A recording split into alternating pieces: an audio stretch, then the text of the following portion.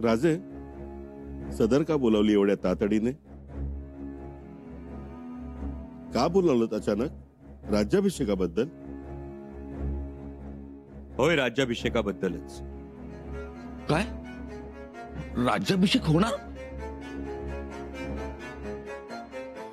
होणार ना? होणारच. आम्ही काल जे म्हणालो तेच आजही म्हणतो आहोत. राज्याभिषेक होणार आणि टोळे तिपवणारा होणार. परंतु काशी धर्मपीठाचा नकार असताना राज्याभिषेक करणं योग्य ठरेल का? अनाजीपंत, धर्मपीठ, धर्ममान्यता या सगळ्या गोष्टी पोट भरल्यानंतर ढेकर देत दातात काडी घालून दात पोरत बोलण्याच्या आहे. इथे धर्म एकच, स्वराज्य. आणि या स्वराज्य धर्माचा मंत्र सुद्धा एकच, रयतेचं कल्याण. परंतु राजे, आमची भूमिका स्पष्ट आहे अनाजीपंत. जिथे रयतेचं कल्याण असेल तिथे धर्म हा स्वराज्याच्या उंबरठ्याबाहेर असेल. जिथे आमच्या रयतेचं सुख असेल तिथे धर्मातील जातीपातीची संकल्पना स्वराज्याच्या अंगणाबाहेर असेल. परंतु महाराजांनी धर्माचं राज्य स्थापलं. होय हिरोजी काका, आमच्या आबासाहेबांनी धर्माच्याच राज्याची स्थापना केली. पण या धर्माचा पाया होता लोककल्याण, भयमुक्त आणि आनंदी जीवन. म्हणूनच विषमतेवर आधारलेल्या धर्माला आपल्या स्वराज्यात तरी स्थान नाही. जर ही विषमता, हा भेदभाव आपल्या स्वराज्यात शिरकाव करू लागला तर आपलं स्वराज्य पुन्हा गुलामगिरीच्या गर्तेत जाण्याची पायरी ठरेल. आणि म्हणूनच आम्ही तेच धर्मपीठ मानतो ज्यात माणसा माणसांना जोडणारी खळ आहे, माणसा माणसांना दूर करणारा खल नाही. आणि हे गागा भट्ट सुद्धा जाणतात. म्हणूनच त्यांनी आबासाहेबांप्रमाणे सर्वसामान्य माणसाच्या मानगुटीवर अनिष्ट रूढी, परंपरा, अंधश्रद्धांचं गाठोडं कधीच दिलं नाही. त्यांना ठाऊक होतं पूर्वी हे गाठोडं इथल्या मातीतल्या माणसाच्या मानगुटीवर होतं आणि त्या ओझ्यानं तो माणूस इतका दबून गेला होता की त्याला अल्लादीन खिलजीच्या फौजेतल्या घोड्याच्या खुरांनी उडालेला धुरळा सुद्धा दिसला नाही. तो सावधही झाला नाही. मग तलवार उपसणं तर दूरच राहिलं आणि नशिबी आली गुलामगिरी. आणि म्हणून आमच्या आबासाहेबांनी हे सगळं थांबवलं. अनिष्ट रूढी, परंपरा, अंधश्रद्धांचं गाठोडं फेकून दिलं आणि धर्म मान्यतेपेक्षा लोकमान्यतेला महत्व दिलं. आम्ही सुद्धा ही लोकमान्यताच महत्वाची मानतो. म्हणून पूजा करू तर पावित्र्याची करू, हात जोडू तर दिव्यत्वाला जोडू. शेवटी कष्टानं झिजलेली काया आणि मातीत मळलेली माया आमच्यासाठी महत्वाची. परंतु धर्मपीठ हे धर्मपीठ, त्याचे महत्व धर्मपीठापेक्षा जात्यातून बाहेर पडणाऱ्या पीठाला आम्ही जास्त महत्वाचं मानतो अनाजीपंत. कारण ते माता माऊलींची ओवी ऐकत बाहेर येतं आणि भुकेल्या माणसाची भूक भागवतं.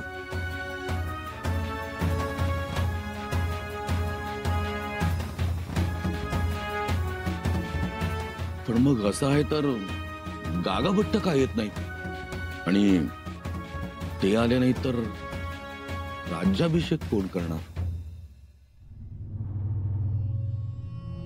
रावजी नाना, किती दिवस आपण प्रत्येक वेळी दुसरीकडेच बघत राहायचं? आपल्याही मातीत ज्ञानी आहेत, पंडित आहेत, महापंडित आहेत. त्यांना कधी संधी देणार आपण? जर आपणच आपल्या माणसांना संधी दिली नाही तर आपली माणसं कधी मोठी होणार? पण अशी व्यक्ती आहे आपल्या इथे? एक कविराज सोडून दुसरं कोणतंही नाव सांगा बघू.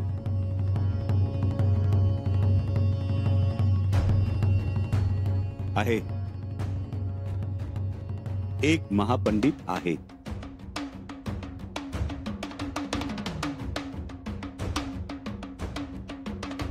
कोण? केशव भट्ट.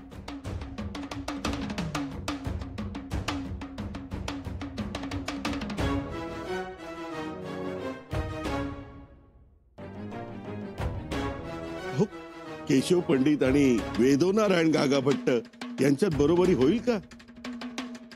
होईल, नक्कीच बरोबरी होईल. आणि ही बरोबरी आम्ही केलेली नाही, स्वतः गागा भट्टांनी केलेली आहे.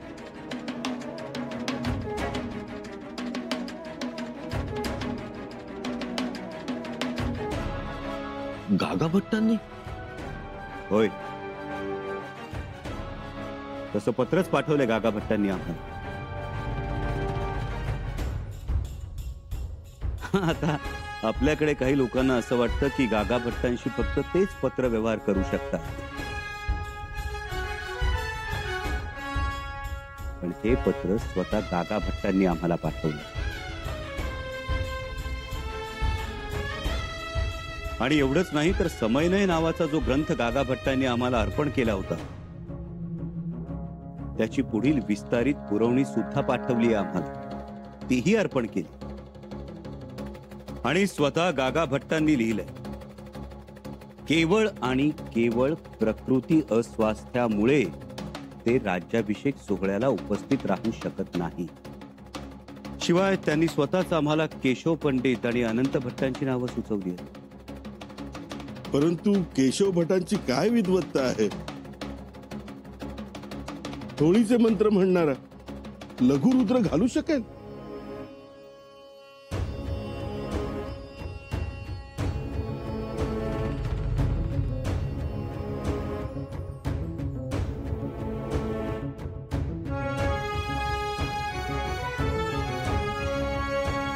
या केशव भट्ट.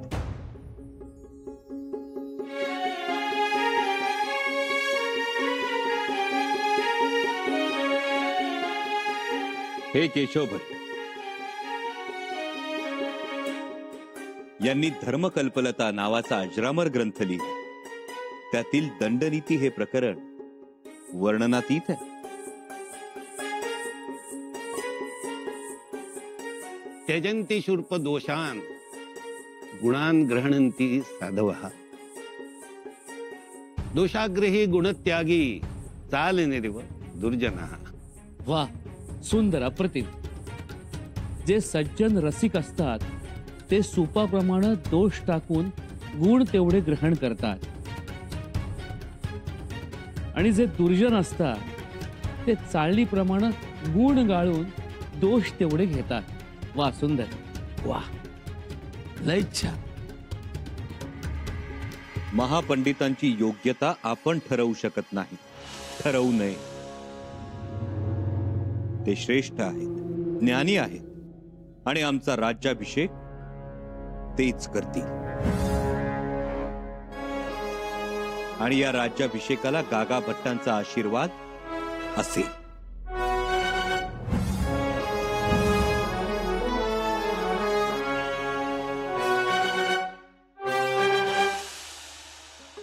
एवढ्या कसल्या हो बैलगाड्या? अहो, आता हे सुरूच झालं. कापड चोपड, कनाती, खवयांची पाल, दुकानं, काही खेळकरी आपापली जागा धरून दुकानं थाटून बसतील. म्हणजे लगभग सुरू झाली म्हणायची. तर भत्ताशीबाई, आपल्यालाही गप्पा बसून चालणार नाही. पदर खोचून काम करायला पाहिजे आता. तुम्हाला कोण काम करू देताय? अहो, मी राणी साहेब.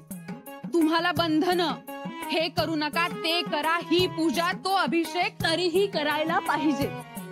आता तुम्ही एकच काम करा. कोणतं काम मातोश्री? तेवढा सांगावा धाडा माहेरी. पण निमंत्रण तर गेलं असेल सदरेवरून. अहो, ते तर जाणारच, पण आपल्या मायेची माणसं असतात. एकदा का मागे राहिली ना की मागेच राहतात. धाडा सांगावा, खास माणूस पाठवा. आणि मातोश्री, माहेरची माणसं दिसली की तो आनंद काही वेगळाच असतो. हो तर, देव दिसल्यावर जेवढा आनंद होईल ना, त्याहीपेक्षा जास्त आनंद माहेरची माणसं पाहिल्यावर होतो. तो दिसतोय बघा तरी, गालावर कसा गोंडा फुटलाय ते. ऐकलत का मातोश्री? एक माहेर वाशिण एका सासूर वाशिणीला हे सांगतीये. सुनबाई, मंचकारोहणाच्या वेळेस छत्र धरण्याचा मान शिर्के घराण्याला मिळाला होता. राज्याभिषेकाच्या वेळेसही तसंच घडेल. तसंच घडावं. पण मातोश्री, आमचे दादासाहेब येतील का हो? आहो, का नाही येणार? यायलाच पाहिजे. उलट त्यांना खूप आनंद होईल. तसं झालं तर आमच्यासाठी ती मोठीच गोष्ट. तसंच होईल.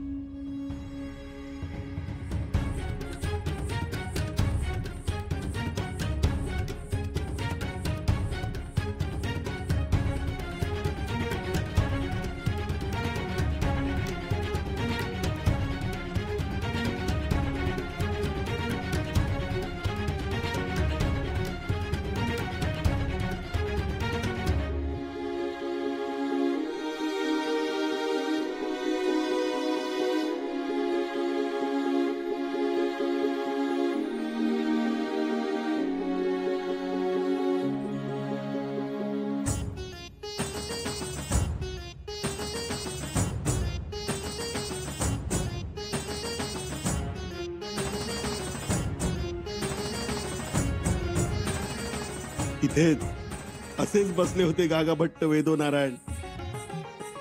आम्ही उभयतांनी त्यांची पाद्यपूजा केली होती. काय त्यांचे ते आहाहाहा. का हो? हो ना, कोणाच्याही घरी नव्हते गेले, पण आमच्या घराला पाय लावून गेले.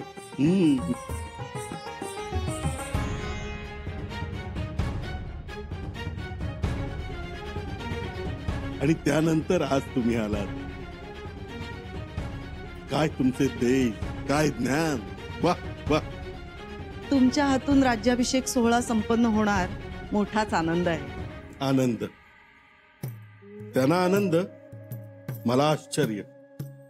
आश्चर्य कशामुळे? म्हणजे हेच, गागा भट्ट नाही म्हणाले. एवढे मोठे धर्माधिकारी महापुरुष ते, आणि तुम्ही हो म्हणालात. कसे काय तयार झालात? मुद्दा अगदी स्पष्ट आणि स्वच्छ आहे पंत. ते नाही म्हणालेले नाहीत. म्हणाले केशव पंडित. हे पहा, गागा भट्ट म्हणजे साक्षात वेदो नारायण. त्यांचा प्रत्येक शब्द हा अगदी लख असतो.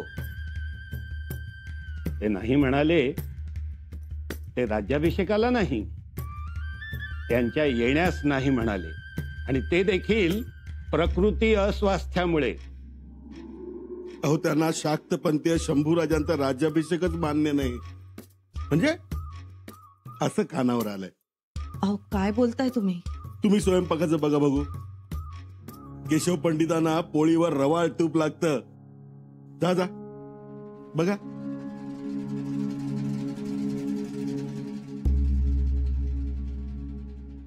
म्हणजे शंभूराजे शाक्त, अघोरी आणि वेदोक्तांनी कसा करावा त्यांचा राज्याभिषेक? त्यात तुम्ही वेदोक्त. एक लक्षात घ्या, शाक्त आणि वेदोक्त हा फरक तेव्हाच करता येईल जेव्हा आपण अनाजी पंत आणि आम्ही केशव पंत. आम्ही कुतुबुद्दीन खान आणि अनाजी पंत अनीस खान होतील तेव्हा नव्हे. एकदा का बाटलो का शाक्तही राहत नाही आणि वेदोक्तही. असं आहे पंत की श्रींचं साम्राज्य राखण्याची धमक आज शंभूराजातच आहे, हे लक्षात घ्या. अखंड हिंदुस्थानातील हिंदूंना कणखरपणा मिळतो तो सह्याद्रीतून, सह्याद्रीत पोचल्या गेलेल्या स्वराज्यातून. आणि हे गागाभटांना पक्क ठाऊक आहे, आणि हिंदुस्थानातील इतर संत महंतांना देखील. ते मीही जाणतो. पण आज औरंगजेबाच्या धर्मांध आक्रमणाला जर कोणी थोपवू शकत असेल तर तो शिवरायांचा शब्द, स्वराज्याचा विचार. आणि शंभूराजे या विचाराने भारावलेले आहेत. आम्ही देखील त्यांच्याकडे अपेक्षेने पाहत आहोत. पण दिसतं तसं नसतं केशव पंडित. दिसतं तसंच आहे हो पंत. मी लहानपणापासून पाहत आलेलो आहे. आणि तुम्ही आता उगाच कुठली शंका मनात धरू नका. सर्व धर्मपीठांना शंभूराजांबद्दल आदर आणि प्रेमच आहे. राहिला प्रश्न तो राज्याभिषेकाचा. तो एक विधी आहे आणि तो आम्ही नक्कीच पार पाडू. आणि त्यातूनही काही अडचण आली तर गागा भट्टांचा या विषयावर ग्रंथ आहे, तो पाहू, त्याचा अभ्यास करू. काय आहे त्यात? ही झाली धर्माची बाब. पण तरीही सर्व कारभाऱ्यांची, सर्व सरदारांची या राज्याभिषेकाला संमती आहे? असणारच. नाही, आतून नाराजी आहे.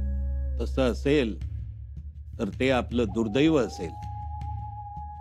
स्वराज्याला छत्रपती नको असेल तर रणक्या कपाळानं महाराष्ट्र भूमीला फिरावं लागेल. ती तयारी आहे का बघा. ठिकरीची फोडणी घातली आहे वर्णाला. आवडेल तुम्हाला. या, पानं घेते मी. हा शुभशकुनच की. राज्याभिषेक होण्या अगोदरच बंडाळी मोडली. रघुनाथ पंत हनुमंतेनं अटक केली आणि तीही हरजीराजे दादासाहेबांनी. रघुनाथ पंतांना अटक? पण ते तर स्वराज्याचे निष्ठावंत होते.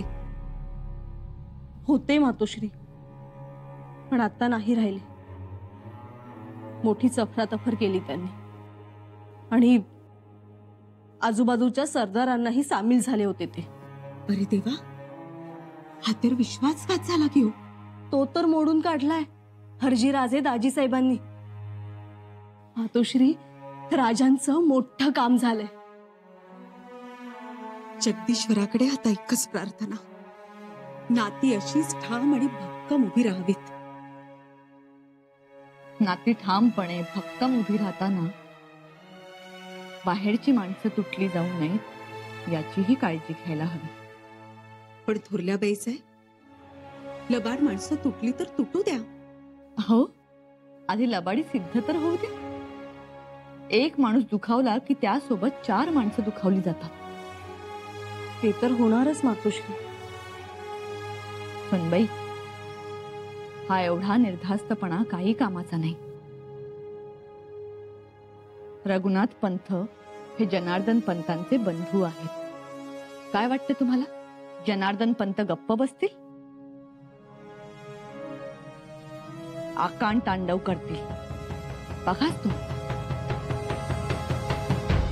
पंत, अहो कुठाय तुम्ही? जनार्दन पंत?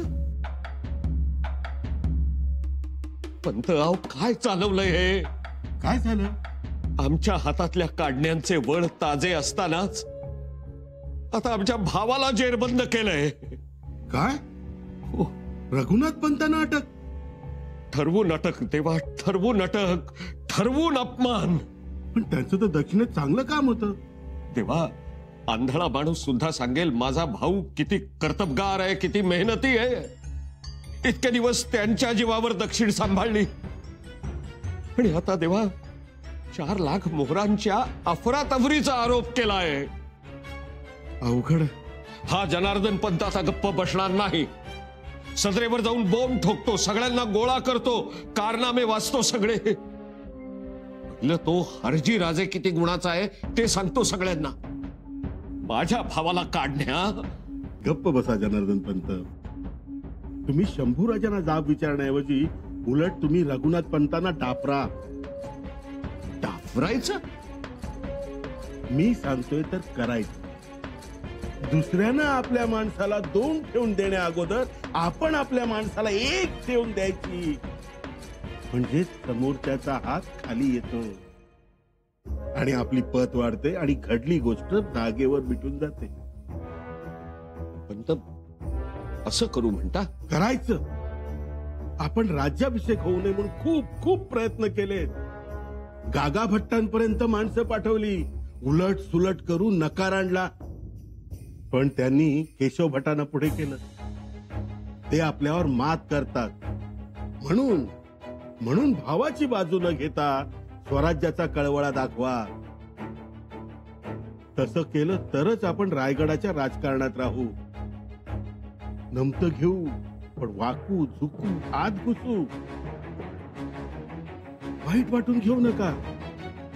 नम्रता हा अलंकार आहे असं समजायचं. राज्याभिषेक होईपर्यंत तो धारण करायचा.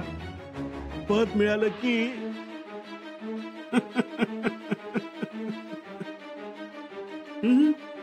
धीरानं घ्या.